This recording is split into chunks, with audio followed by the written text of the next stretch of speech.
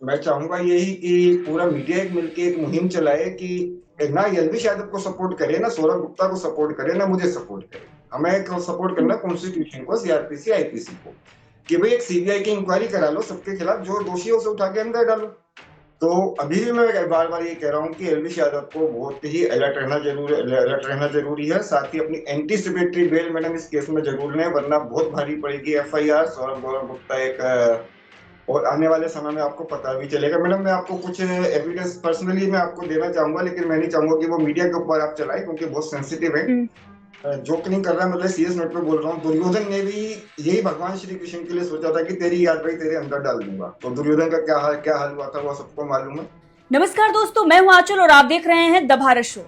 मेनका गांधी की संस्था पीएफए के मेंबर गौरव गुप्ता और सौरभ गुप्ता इन दिनों एलविश यादव पर तमाम एफआईआर दर्ज करवा रहे हैं।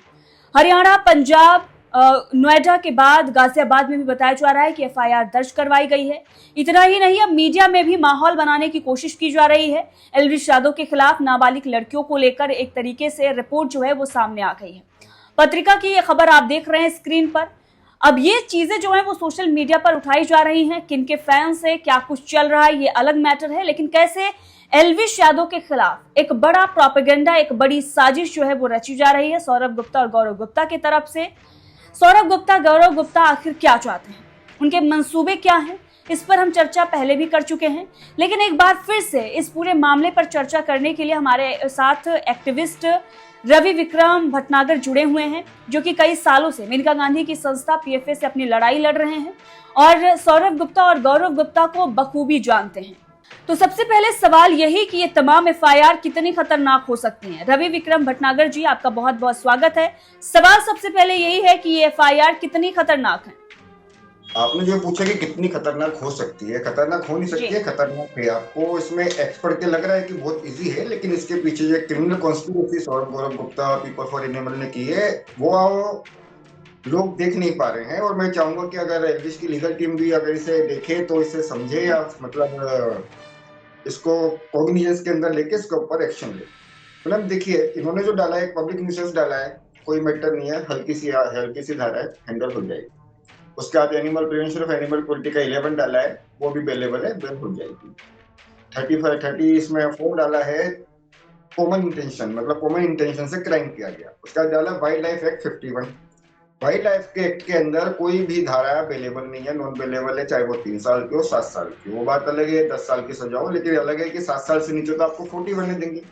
अब 41 देने का मतलब ये नहीं कि पुलिस आपको अरेस्ट नहीं कर सकती, 41 देने का भी आपको बुलाकर पुलिस अरेस्ट कर सकती है, क्योंकि नोएडा में तो 160 पर अरेस्ट कर लिया। तो मैडम, नोएडा में जो एलवी यादव की, वो भी एक बहुत बड़ी कॉन्स्पिरेसी। मजेदार बात है, 160 हमेशा जो है कंप्लेनेंट को दिया जाता है, एक्यूज को कभी नहीं देते। मतलब एलवी यादव को 160 देकर बुलाया जाता है। 160 होता है बेसिकली एविडेंस प्रोवाइड करने के लिए, 160 का नोटिस सीआरपीसी, कि आप आके हमें एविडेंस प्रोवाइड करिए, ये हम्म। ये जो क्राइम है। और वो दिया जाता है कंप्लेनेंट को, सौरभ गौरव गुप्ता या पीपल फॉर एनिमल को ये 160 सर्व होना चाहिए। लेकिन क्या है, एलविश को सर्व, उसे बुला के अरेस्ट किया। आखिर मैडम वो एक मुद्दा अभी पीछे चला गया, उस पर बेल हो गया। अब इसके ऊपर आते हैं।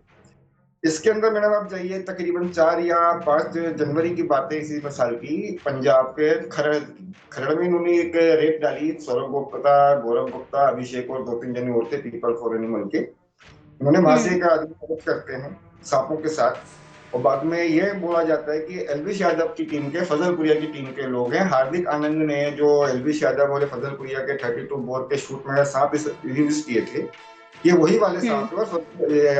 हार्दिक आनंद ने बचने के लिए इसको जबरदस्ती सांप दे दिए। आप मतलब न्यूज में आप जब एफआईआर पढ़ेंगे तो उसमें लिखा है यूट्यूबर फ्रेंड, लेकिन जब आप न्यूज में इनके स्टेटमेंट पढ़ेंगे, सौरभ गुप्ता, गौरव गुप्ता, पीएफआर, तो साफ साफ फजलपुरिया जी का और ये एलविश यादव जी का नाम आ रहा है। तो अब जी। कॉन्स्पिरेसी देखिए, इसके अंदर एक एक्यूज गिरफ्तार है, वो जेल में है, और बेल हुई है मुझे नहीं पता, लेकिन जहां तक मेरी इन्फॉर्मेशन वो भी जेल में ही है, उसकी बेल नहीं हुई। उसके बाद हार्दिक आनंद बेल के लिए अप्लाई करता है, हार्दिक आनंद की बेल डिक्लाइन हो जाती है। उसके हम्म। बाद से हार्दिक आनंद जो है एब्सकॉन्ड है, फरार है। अब यहाँ पे एलविश यादव और फजलपुरिया जी पे एफआईआर हुई।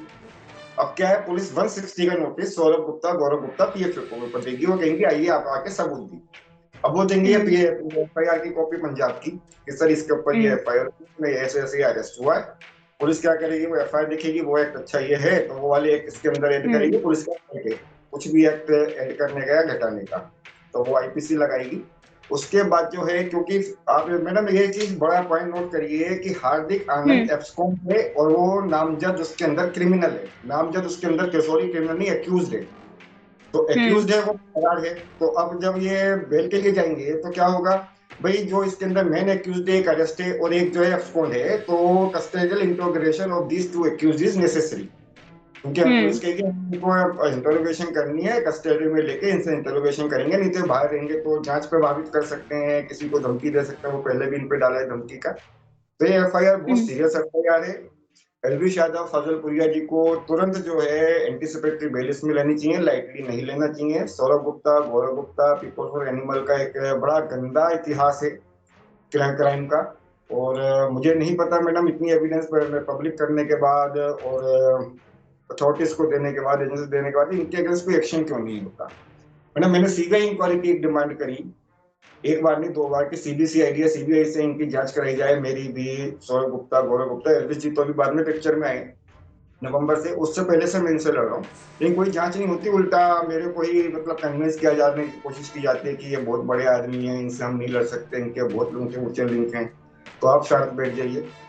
तो मैं एलविश को यही बोलूंगा कि एलविश और फजलपुरी जी के अपनी सबसे पहले एंटीसिपेटरी बेल लें और लीगल टीम अपनी स्ट्रॉन्ग रखें।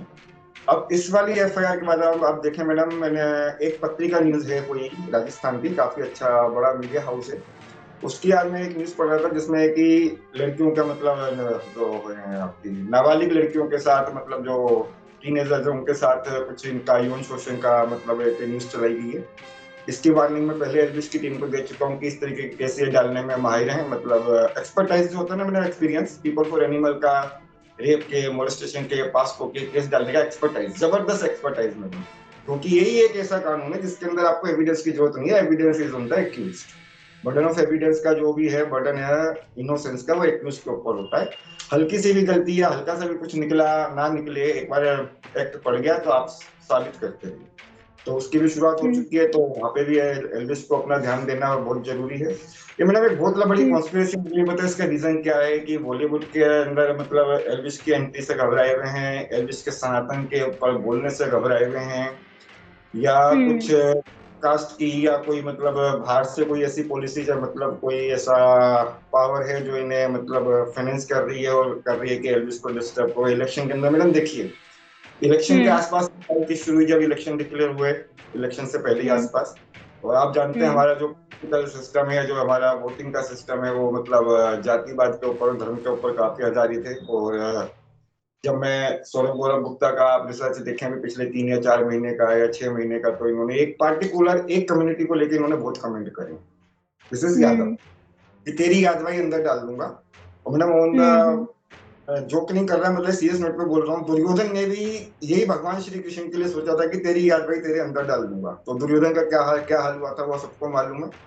तो आज भी भले ही अर्जुन नहीं है, लेकिन एक छोटे से सिपाही इनसे लड़ रहे हैं, और सौरभ गौरव गुप्ता बहुत जल्दी कानून के सामने आएंगे। मेरे पास पूरी एम्पल एविडेंसेस हैं, बस कोई ना कोई मुझे एक ऑनेस्ट ऑफिसर कोई ना कोई कभी ना कभी तो मिलेगा मैडम, जो कॉग्निजेंस लेगा। तो जिस दिन जिसने कॉग्निजेंस हो गया इसके ऊपर, उस दिन इनकी कहानी खत्म है मैडम। तो अभी भी मैं बार बार ये कह रहा हूँ कि एल्विश यादव को बहुत ही अलर्ट रहना जरूरी है। साथ ही अपनी एंटीसिपेटरी बेल मैडम इस केस में जरूर लें, वरना बहुत भारी पड़ेगी एफआईआर। सौरभ गौरव गुप्ता एक क्रिमिनल कॉन्स्पिरेसी के, पीपल फॉर एनिमल के माहिर लोग हैं ये, और मतलब इसको कब कहाँ फंसा गए हैं नहीं जानते। और ये आप मीडिया में तो आपको भी पता होगा कि मैडम किस तरीके से मतलब कॉन्स्पिरेसी होती है, जो असली खिलाड़ी है वो कहीं नजर नहीं आता। तो अभी तक इसमें असली खिलाड़ी मेनका गांधी को सोचा जा रहा है, लेकिन हो सकता है इसमें मेनका से भी बड़े प्लेयर्स इन्वॉल्व हों। हालांकि मेनका खुद अपने आप में एक बहुत बड़ी प्लेयर है, एनिमल वेलफेयर के नाम का सबसे बड़ा माफिया बड़का, मैं इन्हें पहले भी बोल चुका हूँ, आज भी बोल रहा हूँ, ये है। तो ये काफी सीरियस एफआईआर है मैडम, इसके अंदर जो कॉन्सिक्वेंसेस जो पंजाब की एफआईआर देखे, सब कुछ देखे तो आए। आप उसे जोड़ेंगे जब इसको एविडेंस मतलब जो एपिसोड के हो, तो आप समझ जाएंगे कितनी बड़ी कॉन्स्पिरेसी है। और मैडम 4 तारीख को मोहाली के अंदर, खरड़ के अंदर ये एफआईआर कराई जाती है, 5 तारीख को लुधियाना में सरहिंद के अंदर मेरे ऊपर एफआईआर कराई जाती है गोली मारने की। क्योंकि मैडम इनको एक चीज पता है, पीपल फॉर एनिमल को पूरे इंडिया में अगर कोई एक आदमी इनके खिलाफ पागलों की तरह लड़ा, पागल ही बोलूंगा, लड़ रहा है, तो वो रवि भटनागर है, तो उसको शांत करना जरूरी है। क्योंकि इनके भाई मैं पहले भी कई केसेस के अंदर इनको डैमेजेस पहुंचा चुका हूँ जहां इन्होंने एक्सटॉर्शन की कोशिश करी, मुझे पता चला, मैंने बीच में इंटरवेंट किया तो वहां पे इनकी प्लानिंग पूरी फेल। तो इसमें भी मैडम एक्सटॉर्शन का एंगल पक्का है, एक्सटॉर्शन के अलावा मैडम कुछ और एंगल जरूर है। तो इसके ऊपर सीबीआई की इंक्वायरी है, किसी इंडिपेंडेंट इंक्वायरी की बहुत जरूरत है मैडम। और मैं चाहूंगा यही कि पूरा मीडिया एक मिलके एक मुहिम चलाए कि ना एलवी यादव को सपोर्ट करे, ना सौरभ गुप्ता को सपोर्ट करे, ना मुझे सपोर्ट करे। हमें सपोर्ट करना कॉन्स्टिट्यूशन को, सीआरपीसी, आईपीसी को, कि भाई एक सीबीआई की इंक्वायरी करा लो, सबके खिलाफ जो दोषी है उसे उठा के अंदर डालो, उसके खिलाफ कानूनी कार्यवाही करो जो भी बनती है। लेकिन अननेसेसरी मीडिया के अंदर किसी की इमेज टार्निश करना, झूठे केसेस डाल के आदमी को डिस्टर्ब करना। मैडम आज एल्विश के पास कैपेसिटी है, उसने बेल ले ली, मेरे पास कैपेसिटी है, मैंने अपनी बेल ले ली। बहुत से इनके ऐसे भी विक्टिम है जिनके पास मैडम पैसे नहीं है, वो जेल चले गए झूठे केस में, वकील करने के पैसे नहीं है तो बेल कहां से लेगा बंदा, झूठे केस के अंदर अरेस्ट होकर वो जेल में बैठे हुए हैं, उनको बेल ही नहीं मिलती, क्योंकि बेल के लिए मैडम आपको अप्लाई करना है, अप्लाई करने के लिए वकीलों की फीस चाहिए।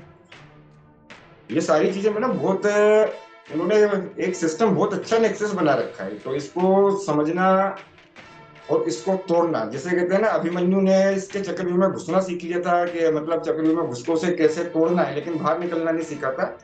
तो मैं पीपल फॉर एनिमल को बताना चाहूंगा कि भाई मैं तुम्हारे चक्रव्यूह तोड़ के तुम्हारे अंदर घुस चुका हूँ और बाहर निकलना मुझे आता है। वो बात अलग है, थोड़े टाइम के लिए तुम मुझे एक दो केसों में और झूठे जेल भेज दोगे या कुछ खर्च कर दोगे, लेकिन तुम्हारा चक्रव्यूह टूट चुका है और आने वाले समय में आपको पता भी चलेगा। मैडम मैं आपको कुछ एविडेंस पर्सनली मैं आपको देना चाहूंगा, लेकिन मैं नहीं चाहूंगा कि वो मीडिया के ऊपर आप चलाएं क्योंकि बहुत सेंसिटिव है।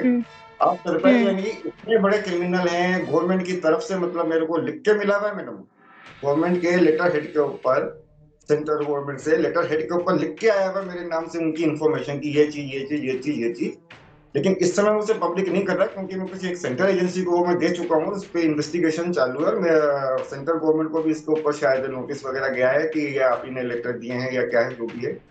तो बहुत जल्दी मैडम सबको पता चलेगा कि कौन सच्चा कौन झूठा।